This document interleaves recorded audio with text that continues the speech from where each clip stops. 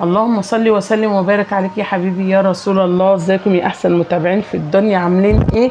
هاتولي حله كده وفيها رتل من الميه واربع كوبايات من المج دوت الكبير بتاعنا بتاع الشاي. وتعالوا هنجيب دلوقتي نعمل احلى حلوه. هنصلي على رسول الله ولايك وشير وسبسكرايب للقناه. معايا دلوقتي قلنا رتل ميه على النار، ماشي، او 4 مجات كده من المج الشاي العادي. غسلنا كيلو الا ربع من الرز ونقعناه لمده ساعه، وتعالوا حطيناه كده في قلب حله الميه وسبناه كده ايه لغايه انا عايزه الميه دي تتبخر تماما.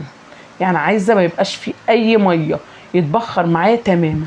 بس ايوه كده، شايفين اهو، ما عادش فيه ميه خالص. بس اهم حاجه تتابعيه عشان مش عايزينه يشيط معانا من تحت، عايزينه تبقى كده ايه ريحه وطعم، مش قادره اقول لكم.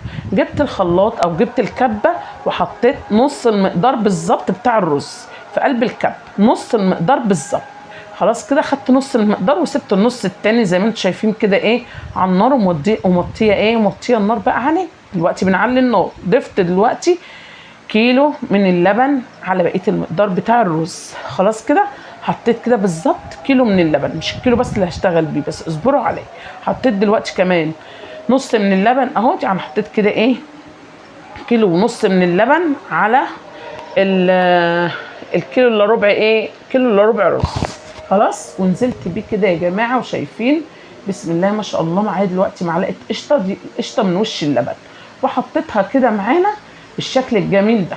خلاص كده، ورحت جايبه الكبه بتاعتي او الرز بتاعي اللي انا فرمته في الكبه كويس خالص خالص خالص. يعني حطيت عليه حبه لبن وضربته في الخلاط كده لغايه ما ايه، ما بقى بسم الله ما شاء الله عامل زي الكريمه معايا كده. ونزلت عليه كده بالشكل الجميل دوت، ومعايا حته القشطه اللي احنا شفناها حطيناها ماشي بالشكل الجميل دوت. ورحت جايبه كمان نص كيلو من اللبن رحت حاطه، وحطيت دلوقتي في الوقت دوت رحت نازله بنص كيلو من السكر.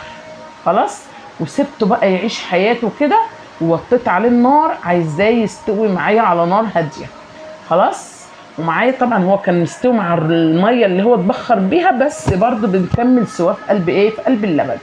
ونزلت دلوقتي بكيس من النشا ودوبته كده مع كيس من كريم الجانتيه، ورحت نازله كده بالشكل الجميل دوت. شايفينه في الوقت اللي هو بيبكبك معانا او يتكتك معانا كده بالشكل الجميل دوت، بروح نازله برضو حبه من اللبن مع النشا مع الكريم جانتيه، ورحت نازله بيه. كان بصوا بسم الله ماشي، يعني الكيلو الا ربع دوت خد معايا بسم الله ما شاء الله 2 كيلو ونص من اللبن.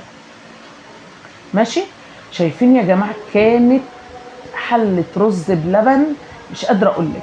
حطيت وانا بحط الرز وانا بحط السكر، نسيت اقول لكم ان انا بعد كده رحت نازله بالفانيليا. نزلت بالفانيليا كده عشان ايه، يدينا ريحه بقى وطعم مش قادره اقول لكم على الجمال، على الجمال بتاعه.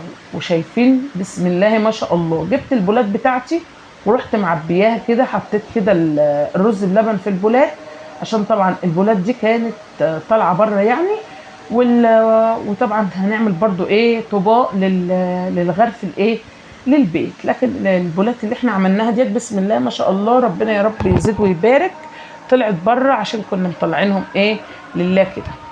فروحنا عملنا كده الكميه كلها بسم الله ما شاء الله، الله اكبر اللهم بارك.